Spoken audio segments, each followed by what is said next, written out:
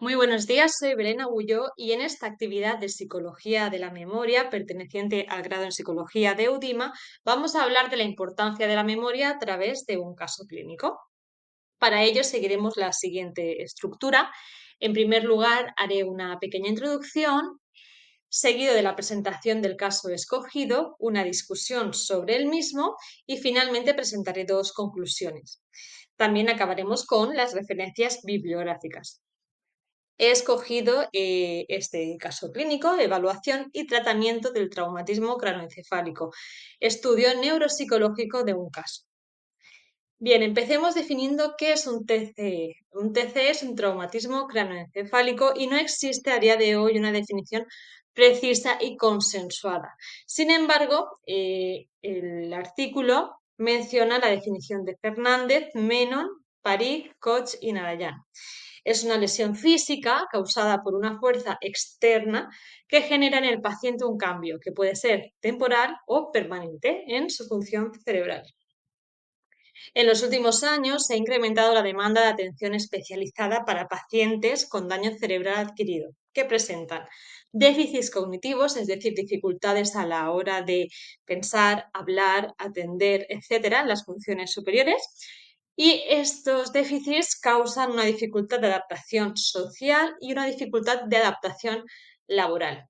Es por ello que el papel del psicólogo tiene que ser evaluar neuropsicológicamente los daños causados, promover la funcionalidad del paciente, reintegrarlo en su medio social y laboral y fomentar su autonomía, de modo que pueda aumentar su calidad de vida y, si es posible, volver a la calidad de vida anterior que llevaba el paciente previo al accidente. Hablemos de las características de la paciente del caso y de sus objetivos. Los objetivos que persiguen los autores es identificar las consecuencias psicopatológicas reales del daño en la paciente, establecer un diagnóstico preciso de ese daño y diseñar un plan terapéutico adecuado para rehabilitar las funciones cognitivas deterioradas del paciente, de la paciente, y reintegrarla en su medio social y laboral habitual que se vio afectado. En este caso, la paciente es una mujer de 31 años que fue remitida al servicio de medicina intensiva después de sufrir un accidente de tráfico que le provocó un traumatismo craneoencefálico. Ese traumatismo consta de hemorragias subcorticales frontales y parietales izquierdas y una contusión hemorrágica en el tronco encefálico. Todo esto le lleva a presentar episodios de desorientación y respuestas verbales breves, pues sí, no, con una mejora progresiva durante su hospitalización. Los antecedentes personales de esta persona, es decir, cómo era antes del accidente, tuvo un embarazo y un parto normales de su madre, una infancia sin hechos reseñables, normal. En la adolescencia, más de lo mismo, aunque sufrió cefaleas migrañosas, no hay ningún problema destacable en su desarrollo. Sin embargo, sí que cabe destacar que en su adultez, después de un evento traumático en su vida, una ruptura sentimental conflictiva, se describe como una persona inmadura, impulsiva, irritable y emocionalmente inestable. Tras esta ruptura desarrolló bulimia nerviosa y también cumplía con ciertos criterios diagnósticos para el trastorno límite de la personalidad. En cuanto a los antecedentes familiares, el padre, hipertenso, tiene una personalidad introvertida, perfeccionista y equilibrada. Tiene poca implicación en el proceso terapéutico de la paciente. La madre, sin embargo, es introvertida, es muy sensible y ansiosa y sí que está diagnosticada de trastorno adaptativo con estado de ánimo depresivo. La paciente es la mayor de tres hermanos y estos hermanos no tienen ningún dato relevante psicológico a destacar. En cuanto a los antecedentes sociolaborales, el nivel académico de la paciente es bachillerato, tiene poca implicación laboral en su puesto de administrativa en una empresa familiar tras la ruptura sentimental y antes del accidente presentaba un elevado grado de autonomía y un gran deseo de independencia. Bien, ¿por qué su memoria es diferente y es digna de estudio? Después del accidente presenta amnesia anterógrada y retrógrada. ¿Esto qué quiere decir? Que no recuerda ni qué pasó después del accidente ni qué pasó previa al accidente. Tiene afectación de los procesos de atención, de organización y almacenamiento de la información, lo que provoca una memoria fragmentada, desorganizada y tiene dificultad para crear y organizar nuevos recuerdos. También muestra una conducta impulsiva, desinhibición y falta de juicio, interfiriendo en la organización de los recuerdos. Estas son las pruebas para este caso que se le realizaron, pruebas de personalidad, como el inventario multifásico de personalidad de Minnesota, o el cuestionario factorial de personalidad, el estado mental, de inteligencia general, como el WAIS, de memoria, de atención, de lenguaje, de habilidades visoespaciales perceptivas y constructivas y de funciones ejecutivas. Veamos ahora el resultado de estas pruebas. Tenemos que en actitud y comportamiento muestra una actitud colaboradora, pero también una actitud infantil e inmadura, preocupación por la persistencia de su problema de amnesia y comprende y ejecuta bien las instrucciones.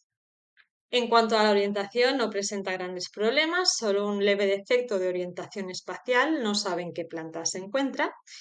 En cuanto a conciencia, atención y concentración, muestra una baja flexibilidad atencional, dificultad para inhibir respuestas automáticas y mantener la atención sostenida. Sí que es capaz de atender estímulos específicos. En cuanto a su funcionamiento intelectual general, también se ve afectado, aunque su cociente intelectual es medio de 101.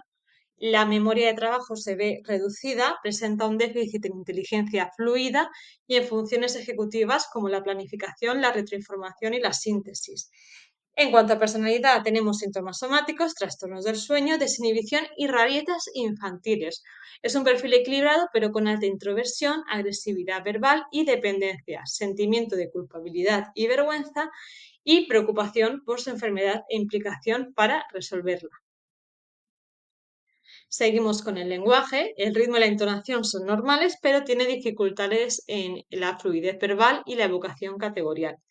En cuanto a las funciones visoespaciales y constructivas, en las pruebas saca un tiempo normal, pero baja en exactitud y detalle de la copia.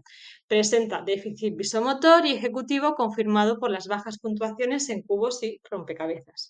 En cuanto a memoria, déficit en la memoria reciente, memoria auditiva inmediata y a largo plazo se preserva, pero tiene un déficit severo en la memoria operativa, dificultando el aprendizaje de nueva información. La memoria visual inmediata también es deficitaria. La memoria verbal también se ve afectada con un escaso recuerdo inmediato y estas alteraciones tienen que ver con la disfunción ejecutiva que afecta al manejo consciente de la información. Finalmente, las funciones ejecutivas tienen déficit en planificación, flexibilidad y control de impulsos.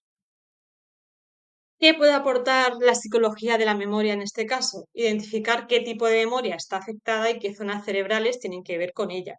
Entender la interrelación entre la memoria y las funciones ejecutivas superiores como la atención, el habla, la orientación, que ya hemos visto que están afectadas.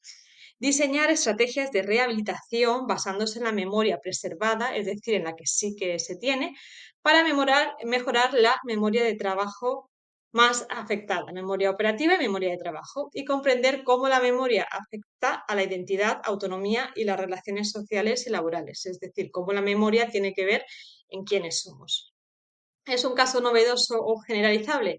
No es un caso ni novedoso ni generalizable. Es rico por su nivel de detalle y la integración del enfoque neurológico, neuropsicológico y de la personalidad. No es un caso generalizable porque los traumatismos cranoencefálicos se presentan en diversas formas y tienen diversas consecuencias psicopatológicas. Pero cabe destacar que la paciente muestra daños comunes que presentan otras personas afectadas por los traumatismos cranoencefálicos. Déficit en las funciones ejecutivas, alteraciones en la memoria, desinhibición y cambios en la personalidad. ¿Qué se debe investigar más? Investigar la relación entre las lesiones frontales y el daño de la memoria operativa, estudiar cómo los rasgos de la personalidad anterior al accidente tienen que ver con la recuperación cognitiva y conductual del paciente, identificar qué estrategias favorecen a una mejor adaptación funcional y social en los programas de rehabilitación neuropsicológica y estudiar la recuperación funcional de la memoria y la conducta años después del traumatismo craneoencefálico. Finalmente, las conclusiones. Tenemos que los trastornos craneoencefálicos con afectación frontal pueden generar un deterioro cognitivo significativo que repercute de manera directa y significativa en la vida social, personal y laboral del individuo que lo sufre, y que es importante lograr una intervención neuropsicológica integral que tenga en cuenta la recuperación de las funciones ejecutivas superiores, pero que también integre el seguimiento emocional y familiar para reintegrar al paciente en su vida social, laboral y personal. Aquí tenemos las referencias. Muchas gracias.